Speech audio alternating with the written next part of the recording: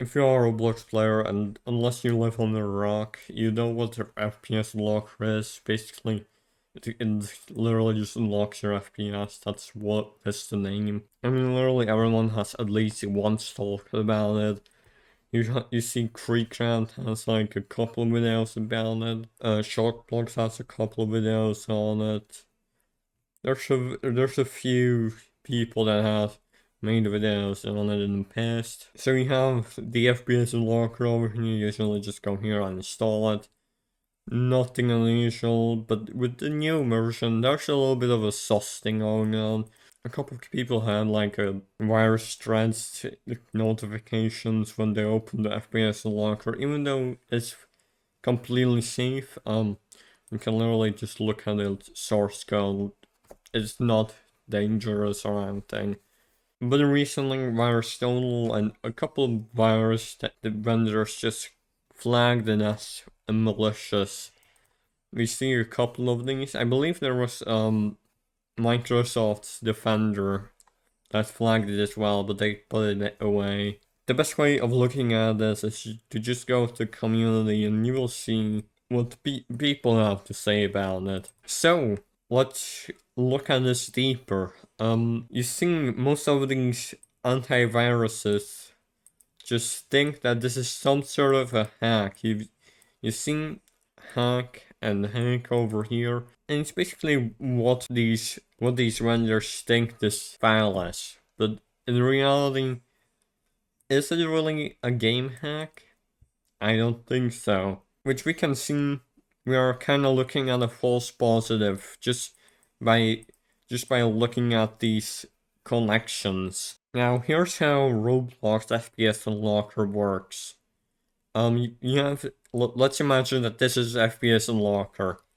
The FPS Unlocker first needs to go to Roblox and put its code. Let's make this 1001 because why not? It sends its code over to Roblox, and Roblox is an application and it accepts these modifications. And then the FPS unlocker tells it, hey, you see this value that's called FPS, and you have it like capped on like 60 or something. Yeah, remove that cap. And the Roblox is like, sure, we will remove that cap. But what's funny is that this function is used by popular hacks on basically most games. So imagine that you are a malicious guy that makes an exploit. You are likely going to use this exact function to hack the game, basically. If we go back and look at what the Microsoft has to say about false positives, they basically just explain it, but I'm not going to read all this because I'm not a nerd, even though I technically am, but shut up. I'm going to use Google's example instead because they make it easy. All right, this is inspired by their example of this. So you go back and you will just use that example as our funny little graph. Now imagine this is your mom. She's really cool, and she sees that John over here wants to be friends with you, and she gives them friendship. She says, "Oh yeah, go on, do it, man." She approves. Now let's go to a false positive over here. Here's your mom as a reference again. Really fat by now, just kidding. So we have the person over here. John wants to be friends with you. Again, no bad intentions, just I wanna be friends is what he's asking.